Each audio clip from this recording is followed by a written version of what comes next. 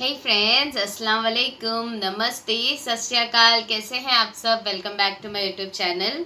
तो फ्रेंड्स, आज हम फिर से रिएक्ट करने जा रहे हैं मोहम्मद सबके लिए का पार्ट 2, जो कि मैंने पार्ट 1 अपलोड कर चुका है। अगर आपने नहीं देखा है तो देख लेना। पार्ट 1 में हमने देखा कि कैसे अल्लाह ताला के हुक्म पे हज़रत इब्राहीम अलैहिस्सलातु वस्सलाम अपनी बीवी हज़रत हाजरा अलैहिस्सलाम को किस तरीके से मक्का में लाए और आबे ज़मज़म के बारे में पता चला। अभी हम इस सीरीज़ को जारी ही रखेंगे। आज पार्ट 2 है, मतलब पार्ट 2 को रिएक्ट करेंगे, तो देखते हैं उसमें हम क्या क्या सीखते हैं। वीडियो के आखिर में बात करेंगे, तो लेट्स स्टार्ट द वीडियो। अस्सलाम वालेकुम दोस्तों, कैसे हो? उम्मीद है कि सब खैरियत से होंगे। अल्लाह आप लोगों को ऐसे ही खुश रखे। मोहम्मद सबके लिए सल्लल्लाहु अलैहि वसल्लम के वीडियो सीरीज का ये दूसरा हिस्सा यानी पार्ट 2 है।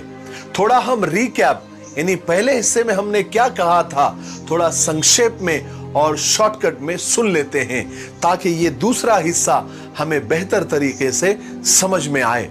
हमने पहले हिस्से में सुना कि मक्का शहर तकरीबन 4000 साल पहले बिल्कुल बंजर काले पत्थरों से घिरा हुआ एक लकवदक चटियल मैदान था। अल्लाह के हुक्म से हजरत हाजरा जो कि हजरत इब्राहीम अलैहिस्सलातु वस्सलाम की बीवी थी, उन्होंने उसको आबाद किया।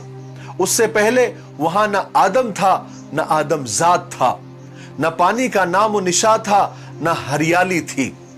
तो हजरत इस्माइल अलैहिस्सलाम जो कि हजरत इब्राहीम और हजरत हाजरा के बेटे थे, उनकी एड़ियां रगड़ने की वजह से और अल्लाह के हुक्म से जमजम निकला और पानी का अच्छा खासा इंतजाम हो गया। सबसे पहले एक कबीला जिसका नाम जुरहुम था वहां पर आया और हजरत हाजरा की इजाजत से वहां रहने लगा। फिर आहिस्ता आहिस्ता आबादी बढ़ने लगी। फिर कुछ सालों के बाद हजरत हाजरा का इंतकाल हो गया। फिर हजरत इस्माइल अलैहिस्सलाम का इंतकाल हुआ।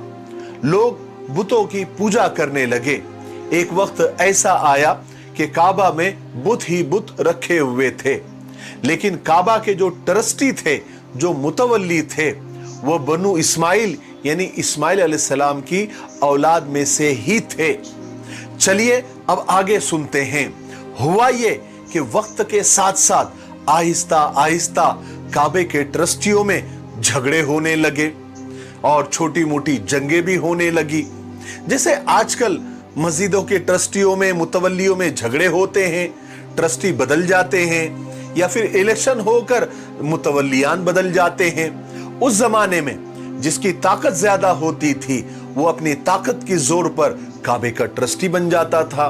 फिर काबे की चाबियां उसके पास होती थी, फिर उसकी हुकूमत आ जाती थी।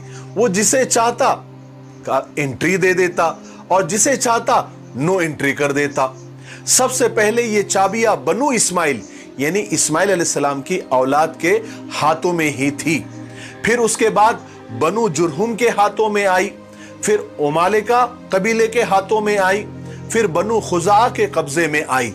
ये सब कबीलों के नाम हैं। इन सब के तर्जुमों में या उसके मीनिंग में आप न पढ़ें। फिर बैतुल्ला यानी काबे की अलग अलग खिदमतों का, सेवाओं का डिपार्टमेंट बना। जैसे आजकल मंत्रालय बनते हैं ना, हर अलग अलग काम के, हर काम के अलग अलग मंत्रालय, अलग अलग मनसब थे। जिसको जो भी खिदमत या डिपार्टमेंट या मंत्रालय मिलता, वो खुद को बड़ा खुशनसीब समझता। इन सब ओहदों को अरबी में मनासिब कहते हैं और एक खिदमत को मनसब कहते हैं। इन सब खिदमत में एक बहुत बड़ा डिपार्टमेंट, जिसको अरबी में मनसबे सिकाया यानी पानी पिलाने की खिदमत, जिसको आजकल की जबान में जल विभाग या पानी पुरवठा भी कह सकते हैं, जिसकी जिम्मेदारी होती थी कि हाजियों के लिए ठंडे पानी का इंतजाम करना।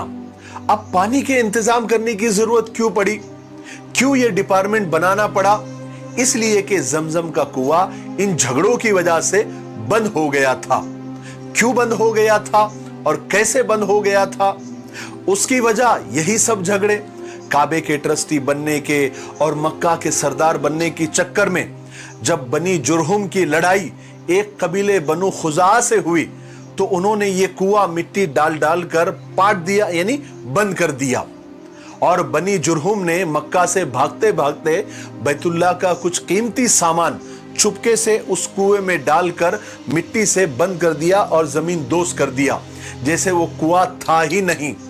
उसके बाद मक्का में पानी की बड़ी मुश्किल हो गई, इसलिए लोगों को मक्का के बाहर से पानी लाना पड़ता था, और जब हाजी आते थे तो पानी की जरूरत पड़ती थी।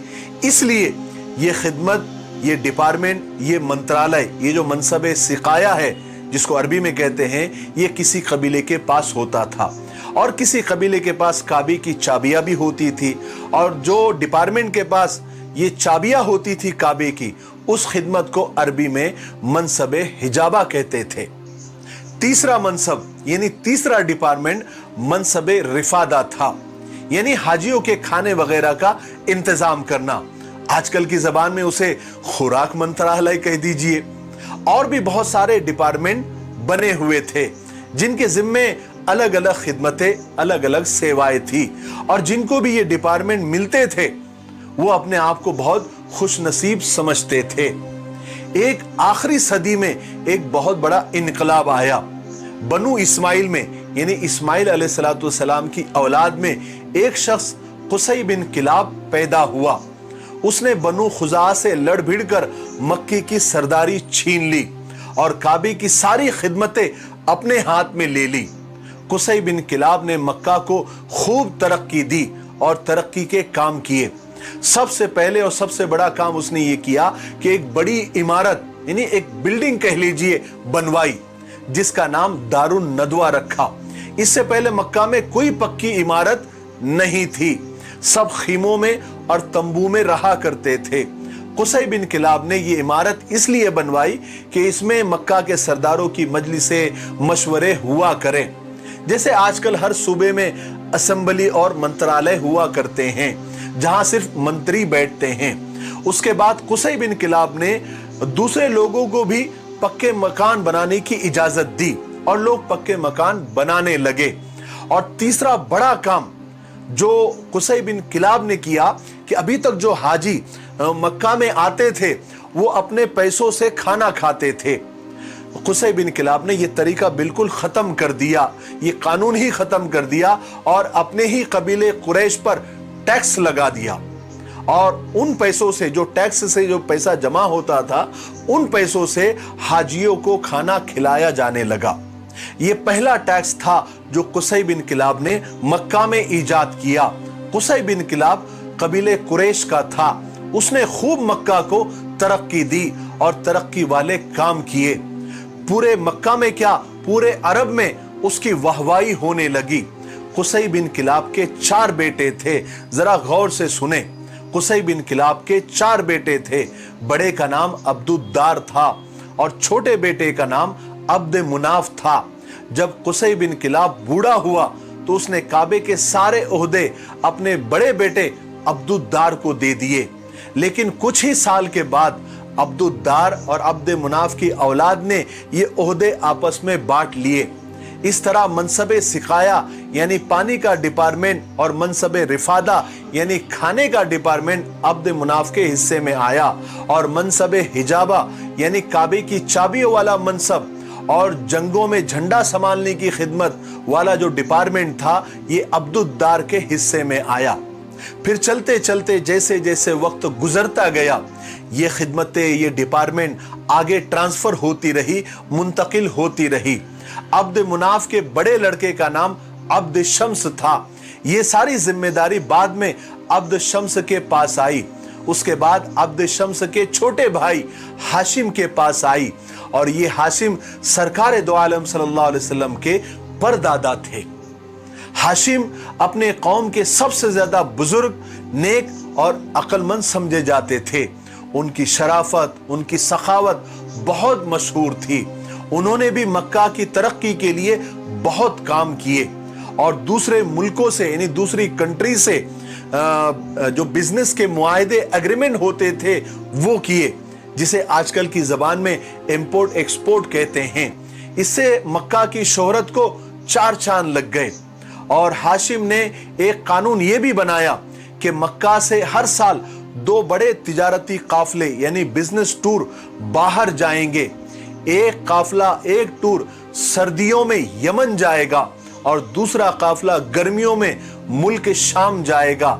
इस फैसले से मक्का वालों को बहुत माली फायदा हुआ और सब खुशहाल हो गए। और हाशिम के बाद ये सारे डिपार्टमेंट हाशिम के बेटे अब्दुल मुत्तलिब के पास आए, क्योंकि ये हाशिम के बेटे थे और सरकार दो आलम सल्लल्लाहु अलैहि वसल्लम के दादा थे। दरअसल ये इनका हक भी था। अब्दुल मुत्तलिब हाशिम की तरह ही बहुत सखी और बहुत नेक थे, कभी शराब को हाथ नहीं लगाते थे और ये उस वक्त के लिए बहुत बड़ी बात होती थी। मक्का वालों को पानी की बहुत तकलीफ थी, क्योंकि जमजम का कुआं भी बंद था। ये कुआं सैकड़ों साल पहले बनु जुरहुम बंद करके गए थे, जैसे मैंने आपको पहले बता दिया। अब लोग तो ये भी भूल गए थे कि यहाँ कोई कुआं भी था।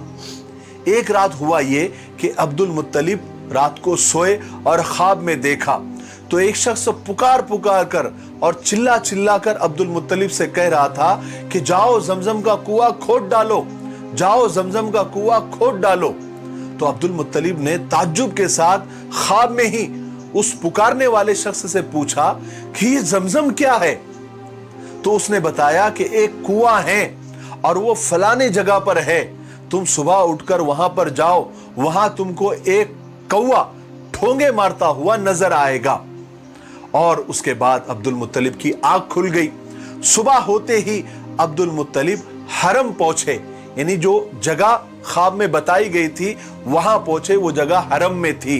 तो देखा कि सचमुच वहां पर एक कौवा जमीन कुरेद रहा है। अब अब्दुल मुत्तलिब ने यह फैसला कर लिया कि वो कुआं तो जरूर खोदेंगे। मगर जब उन्होंने कुरैश से यानी अपने कबीले वालों से इसका जिक्र किया, अपने ख्वाब का जिक्र किया, कुएं का जिक्र किया और कुआं खोदने की बात की, तो वो लोग तैयार नहीं हुए। और खुद तो तैयार नहीं हुए, अब्दुल मुत्तलिब को भी मना करने लगे। मगर अब्दुल मुत्तलिब अपने फैसले के पक्के थे। वो तो फैसला कर चुके थे कि वो कुआं तो जरूर खोदना है। उस वक्त अब्दुल मुत्तलिब को सिर्फ एक बेटा था जिसका नाम हारिस था। उस वक्त अब्दुल मुत्तलिब को ये ख्याल आया कि काश मेरे 10 बेटे होते तो मुझे दूसरों के पास जाने की नौबत ही नहीं आती। इसलिए उन्होंने वहीं पर अल्लाह से दुआ की कि या अल्लाह मुझे 10 बेटे दे दे जो बड़े होकर मेरे काम में हाथ बटाएंगे। अगर ए अल्लाह तूने मुझे 10 बेटे दे दिए तो एक बेटा मैं कसम खाता हूं कि तेरे नाम पर कुर्बान कर दूंगा।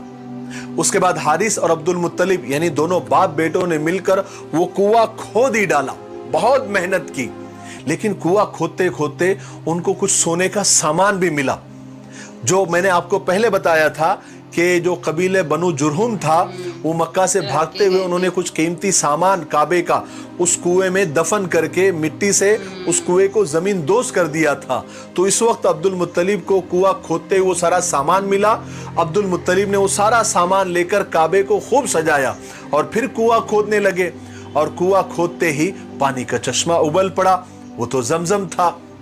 फिर कुछ दिनों के बाद में, कुछ सालों के बाद में अल्लाह ताला ने अब्दुल मुत्तलिब की दुआ कबूल फरमाई और अब्दुल मुत्तलिब को 10 बेटे अता किए। जब सब बेटे जवान हुए तो अब्दुल मुत्तलिब को अपनी कसम पूरी करने का ख्याल आया। क्या कसम थी? कि एक बेटे को अल्लाह के नाम पर ज़ुबह करने का। अब्दुल मुत्तलिब ने कसम पूरी करने का फैसला किया और सब बेटों के नाम का कुरा डाला। उस वक्त तो जो भी कुरा अंदाजी यानी चिट्ठियां, जिसको हम चिट्ठियां डालना बोलते हैं, तो सब बेटों का नाम लिखकर वो कुरा अंदाजी की। तो उस कुरे में कुर्बानी के लिए किसका नाम आया? सबसे छोटे बेटे अब्दुल्ला का नाम आया। और ये अब्दुल्ला सरकार दो आलम सल्लल्लाहु अलैहि वसल्लम के वालिद थे, अब्बू थे। अब वीडियो काफी लंबा हो रहा है, इसलिए आज हम दूसरे हिस्से में यहीं पर रुक जाते हैं। इसके आगे हम इसके आगे की बातें, इसके आगे के वाकयात आपको तीसरे हिस्से में इंशाअल्लाह बयान करेंगे। तो आप थोड़ा सा इंतजार करें, इंशाअल्लाह बहुत जल्द ही तीसरा हिस्सा आपके सामने हाजिर होगा। तब तक आप इस वीडियो को देखें। अगर आपको ये मालूमाती लगता है और आपको अगर बहुत कुछ सीखने को मिला है तो आपका ये फर्ज बनता है कि इस वीडियो को आप आगे शेयर करें, जैसे आपने हमसे वादा किया था कि हर वीडियो देखने वाला इस वीडियो को 5 लोगों को शेयर करेगा। मेरे लिए दुआ करते रहें और सारी इंसानियत और सारी उम्मत के लिए खैर की दुआ करते रहें। अस्सलामु अलैकुम व रहमतुल्लाहि व बरकातुहू। माशाल्लाह, सच में बहुत बहुत बहुत ही खूबसूरत सीरीज ये शुरू की है उन्होंने।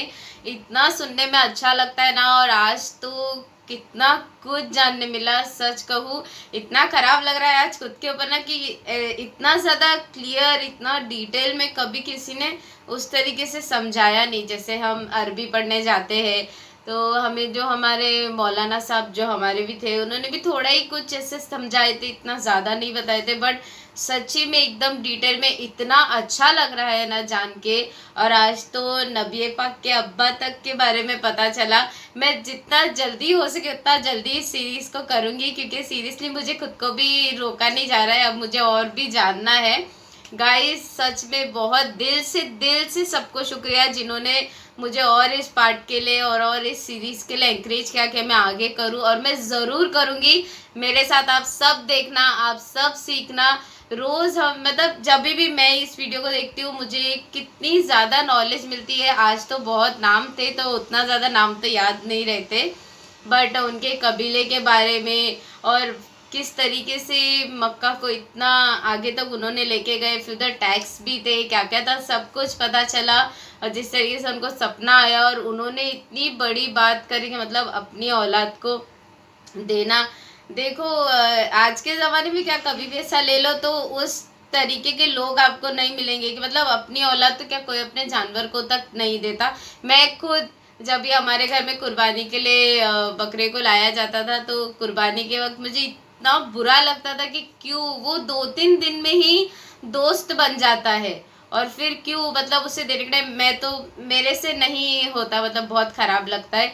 तो इतना बड़ा वादा उन्होंने किए। सोचो अभी 3rd पार्ट में पता चलेगा आगे का जो भी सीरीज़ मतलब जो भी कहानी है। प्लीज़ प्लीज़ प्लीज़ गाइस बने रहे देखना। अगर आप लोगों को मेरा रिएक्शन अच्छा लगे लाइक करना, कमेंट करना और शेयर करो इस वीडियो को। और मैं चाहती हूँ जल्दी से जल्दी मैं 3rd पार्ट बनाऊँगी और हम सब साथ में देखेंगे। अपना ख्याल रखिए, तब तक के लिए मिलते हैं नेक्स्ट वीडियो में। अल्लाह हाफिज़।